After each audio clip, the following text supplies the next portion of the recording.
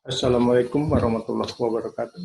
Selamat bergabung kembali bersama saya, Guru Mata Pelajaran Geografi SMA Negeri 5 Metro, yang kali ini akan melanjutkan pembelajaran kita tentang flora dan fauna di Indonesia dan di dunia yang sempat kegiatannya tertunda karena adanya kegiatan penilaian tengah semester. Kali ini bergabung lagi bersama kami. Ini adalah contoh flora dan fauna yang ada di Indonesia dan yang ada di dunia. Jadi sebagian dari Indonesia, sebagian ada di dunia. Pasangan KD-nya 3.2 menganalisis sebaran flora dan fauna di Indonesia dan dunia berdasarkan karakteristik ekosistem. KD 4.2-nya membuat peta persebaran flora dan fauna di Indonesia dan dunia yang dilengkapi gambar hewan dan tumbuhan endemik. Ini nanti untuk tugas kalian. Jadi membuat peta, bukan memprint out peta. Ya, oke. Materi pembelajarannya flora dan fauna di Indonesia dan di dunia, satu karakteristik fauna di dunia, sampai keempat konservasi flora dan fauna di Indonesia dan di dunia. Ini sudah dibahas pada 4 pertemuan pekan-pekan sebelumnya. Kali ini tinggal satu materi, yaitu pemanfaatan flora dan fauna Indonesia sebagai sumber daya alam.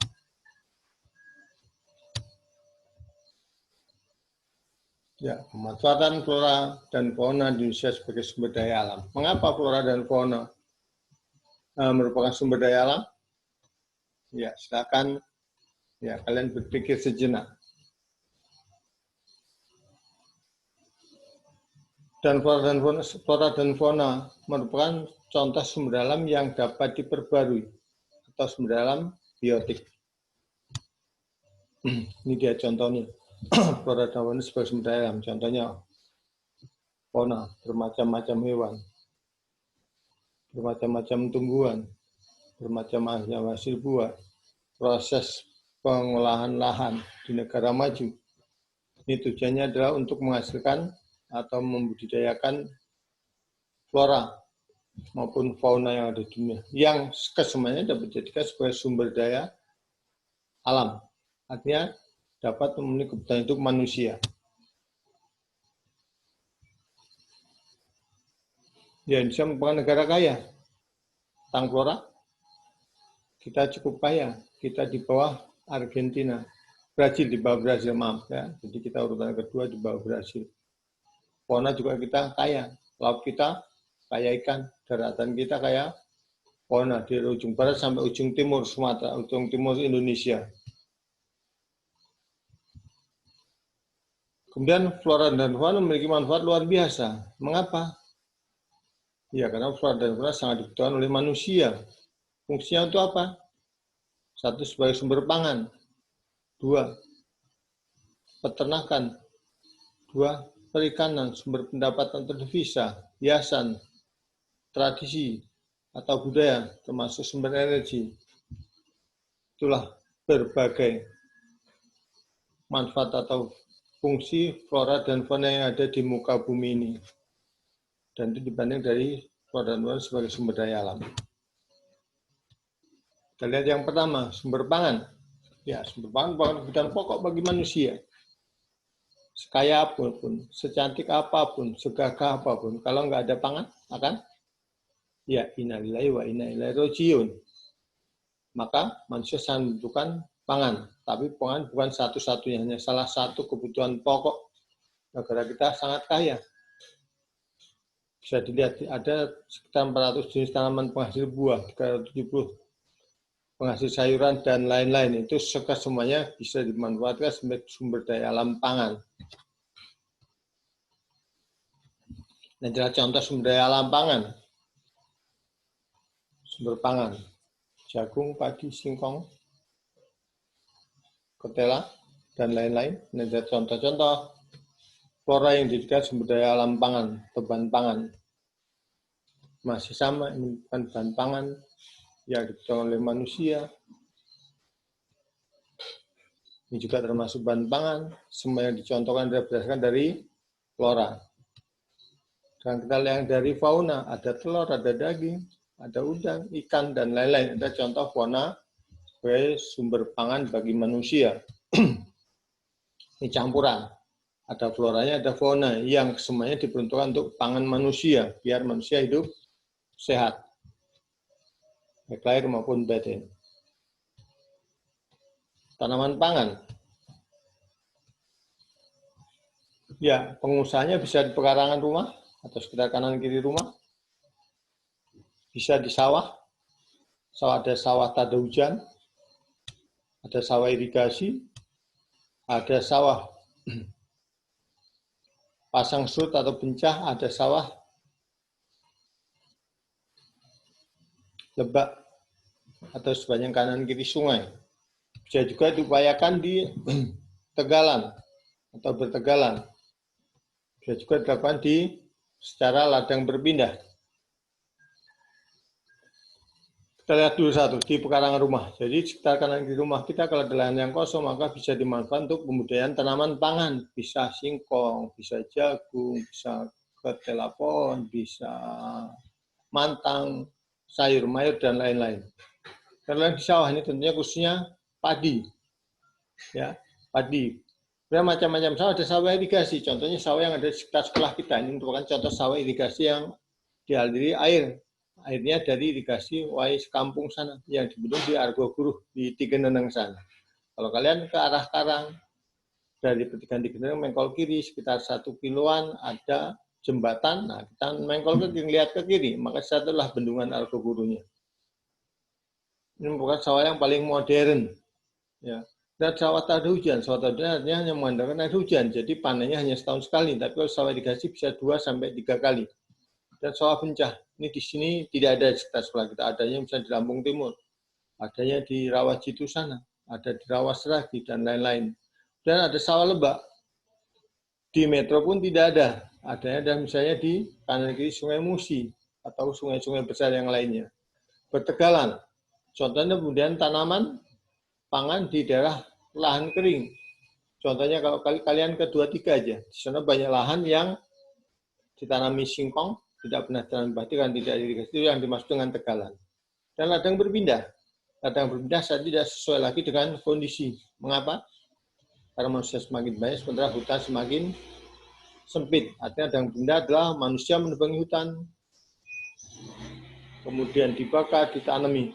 Tanam 1 kali, 2 kali, 3 kali, nggak subur ditinggalkan. Buka lahan yang baru, itu namanya ladang berpindah. Sekarang tidak sesuai lagi dengan kondisi zamannya. Karena manusia semakin banyak, maka nggak mungkin itu dilakukan. Bahkan sekarang hutan-hutan semakin menipis, semakin habis karena ulah manusia, termasuk illegal logging.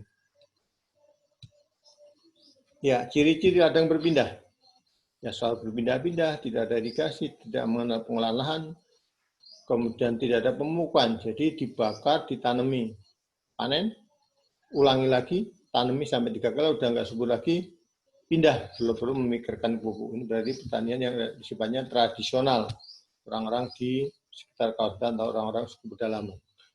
Kerugiannya dari ladang berpindah, ya kalau ditinggalkan maka tanah akan ditumbuh oleh ilalang, rumput dan lain-lain. Dan kalau ada hujan, tanah yang gundul akan mudah tererosi, unsur dalam tanah cepat habis karena akan tererosi tadi, tanah menjadi padat dan tandus dan tidak ada upaya pemulihan lahan dengan melakukan pemupukan, irigasi dan lain-lain. Maka ini sudah tidak diperkenankan lagi, maka dianggap tindakan yang melanggar hukum.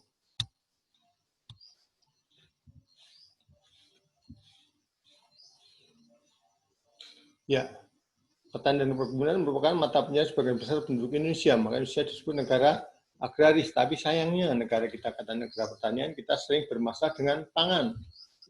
Kita sering mengimpor beras dari Thailand, bahkan pernah impor beras dari Jepang. Dari Jepang sangat tidak masuk akal. Ya. Pas tidak musim panen maka didatangkan beras impor dengan harga yang lebih murah dibanding beras Indonesia. Nah ini entah gimana prosesnya, tapi nyatanya pemerintah bisa. Ya, dan masyarakat tentu, ya masyarakat kita pada umumnya milih yang murah daripada yang mahal. Ya, karena dengan harga yang murah maka akan terjangkau.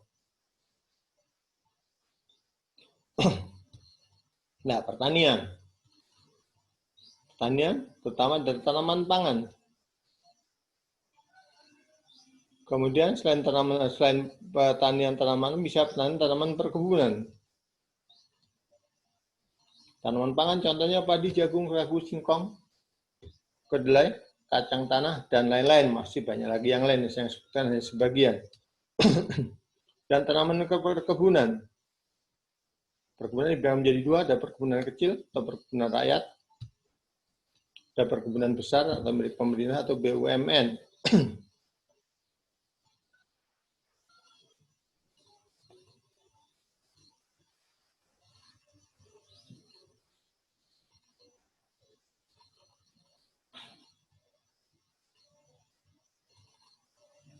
Ya, jadi perkebunan besar bisa milik rakyat, bisa milik pemerintah. Kalau milik pemerintah namanya BUMN, Badan Usaha Milik Negara. Kalau milik rakyat maka perkebunan perusahaan swasta. Dan jenis tanamannya bisa berupa kelapa sawit, kelapa, karet, tebu, kopi, kakao, lada, cengkeh, dan lain-lain. Dan lain-lain masih banyak lagi yang bisa kalian lihat. Yang bisa kalian cari, kalian bisa lihat. Mungkin kalau kalian pergi ke daerah transmigrasi, ya, iya, di sana banyak perkebunan yang ada. Kalau kita ke pegunungan, maka perkebunannya berbeda dengan di daerah trans atau daerah dataran rendah. Upaya untuk meningkatkan hasil pertanian. Satu, ekstensifikasi, artinya perluasan lahan pertanian. Dua, intensifikasi, artinya melakukan 7 upaya sekarang. Kalau dulu namanya 5 upaya, namanya Panjau Usaha, sekarang menjadi 7, menjadi Sabta Usaha Tani. Dia Sabta Usaha Tani. 1, 2, 3, 4, 5. Nah, kalau dulu hanya baru di sini, sekarang sudah sampai ke 7. Ya, kita lihat antara extend dan intensifikasi, dua hal yang saling bertolak belakang, saling berbeda. Kalau extend memperluas lahan, ini hanya memungkinkan dilakukan di luar Pulau Jawa, di luar Pulau Bali, dan di luar Pulau Madura. Jadi Sumatera, Kalimantan, Maluku, Sulawesi, sampai ke bawah bisa dilakukan oleh ekstensifikasi. Di Pulau Jawa tidak, karena perlu perluasan lahan. Jadi terjadi alih fungsi lahan, semula berupa lahan hutan, dibongkar, dijadikan lahan pertanian. Itu namanya ekstensifikasi pertanian. Jadi nggak mungkin dijawab. Kemudian kalau intensifikasi pertanian, dengan satu usaha taninya, mengolah lahan, pengairan, penggunaan bibit unggul, pemupukan, pemberantasan hama, pengolahan pasca panen, dan pemasaran hasil ini bisa dilakukan di daerah-daerah yang lainnya sempit, di daerah luas juga ya bisa. Setelah ekstern langsung dilakukan intensifikasi. Tapi memungkinkan sekali walaupun daerahnya sudah pada bentuk seperti Pulau Jawa, Bali, maupun Madura, ya, apalagi di pulau yang masih penduduknya jarang ini sangat memungkinkan sekali. Mekanisasi dengan menggunakan mesin-mesin, tadi yang membajak dengan kerbau, sekarang menggunakan traktor tangan. Dulu manen dengan sapi, sekarang dengan ya itu yang bentuknya seperti alat perang itu, seperti tank baja. Sekarang berarti jadi mekanisasi. Dan kalau diversifikasi, penganeka-ragaman. Jadi satu lain tanaman aneka ragam tanaman, misalnya kebun kita ada pohon rambutan, ada pohon nangka, ada pohon apalagi lah ya, itu namanya diversifikasi. Atau satu lahan ditanam kacang tanah, ada jagung dan lain-lain, itu namanya diversifikasi. Rehabilitasi berarti terjadi perbaikan. Ya, misalnya pohon kelapa sudah tua, ditebang diganti yang muda. Contohnya sekarang yang terjadi, harga karet murah, maka karet dibongkar, tanami singkong. Itu adalah termasuk rehabilitasi pertanian. Paham? Ya, jadi di antara upaya untuk meningkatkan hasil pertanian ada 1, 2, 3, 4, 5. Nah, tentu disesuaikan dengan kondisi daerahnya. Kalau mekanisasi bisa daerah yang lahannya masih luas, bisa juga lahan yang sempit. Rehabilitasi berarti yang misalnya tadi saya contohkan karet rumah tebang tanami singkong, diversifikasi satu lain tanami beraneka tumbuh-tumbuhan, itu namanya diversifikasi. Ya, kalau mekanisasi berarti menggunakan mesin-mesin. Ya, dulu orang tanam pakai orang Tiongkok seharian, sekarang sudah menggunakan mesin. Dulu baja orang menggunakan kerbau sapi, mengikuti pantat sapi ataupun kerbau, sekarang tidak lagi. Ya, itu namanya mekanisasi dan menggunakan mesin. Peternakan.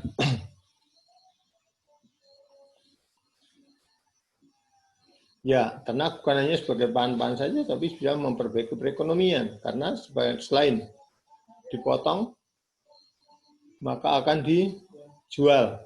Bisa digunakan untuk kebutuhan yang lainnya.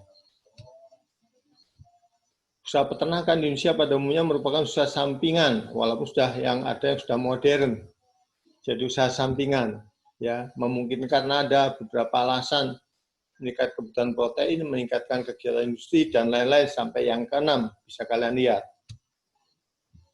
Gerakan hewan peternakan dibagi menjadi 3. Peternakan hewan besar, contohnya kerbau, sapi, kuda, dan lain-lain. Saya ambilkan 3 aja.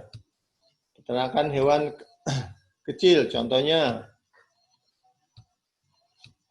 bisa kambing, biri-biri, babi, kelinci, dan lain-lain. Masih banyak contoh yang lain. Dan peternakan unggas.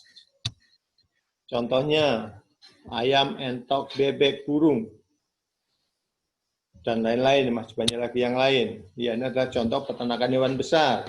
Sapi, kuda, kerbau. Ini contoh peternakan hewan kecil, mulai dari kambing, biri-biri, babi, kelinci. Kemudian ini ada peternakan unggas, contohnya ada entok, ada bebek, ayam, dan lain-lain. Ini termasuk peternakan unggas, burung. Perikanan. Ya, perikanan Indonesia sangat memungkinkan karena dapat membuka lapangan kerja, dapat meningkatkan pendapatan, dapat meningkatkan kesejahteraan, dapat memenuhi kebutuhan protein penduduk, dan lain-lain. Silakan dibaca sampai EF. Ya, ini adalah contoh perikanan. Yang pertama ini di laut, kolam, di sungai, ini kolam, sungai. Ini di daerah tambak, ini di daerah danau. Tambak ini danau. Sumber pendapatan atau devisa, ya. Suatu hasil bisa mendatangkan devisa jika diekspor. Kalau jual dalam negeri tidak mendapatkan devisa, tapi hanya memberi pendapatan. Jadi siapapun yang diekspor, contohnya kayu diekspor. Kemudian rotan, hasil kerajinan rotan diekspor, ini akan mendatangkan devisa. Dan ini adalah bunga-bunga yang indah.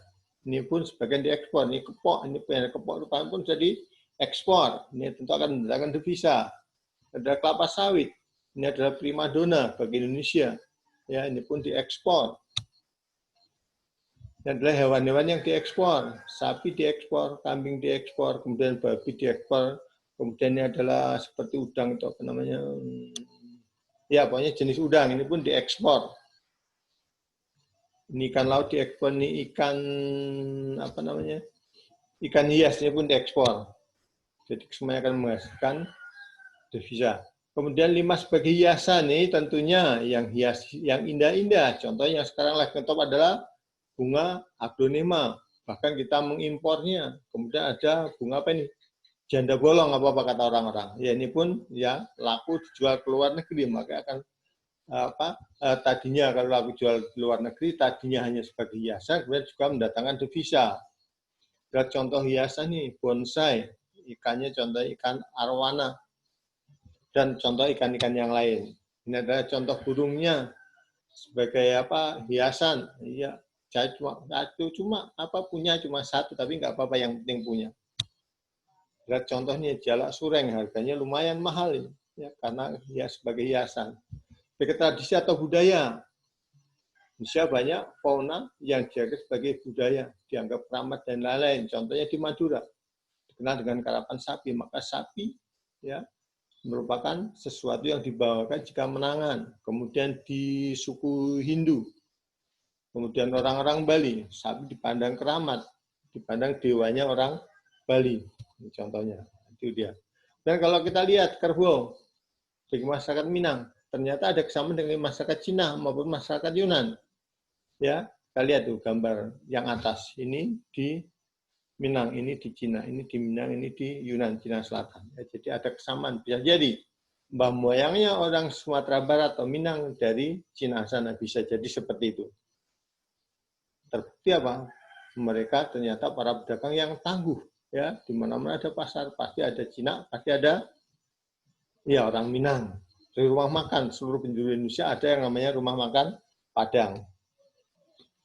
Kemudian sebagai sumber energi, macam memanfaatkan flora dan fauna sebagai sumber energi. Misalnya kita lihat faunanya untuk narik gerobak, untuk narik baja, untuk narik pedati. Kalau di Thailand sana gajah untuk menarik kayu dari pinggir kali ke pinggir jalan. Dan kalau di Indonesia badak dinaikin orang dengan bayar berapa? 20.000 kalau nggak salah di Kampas.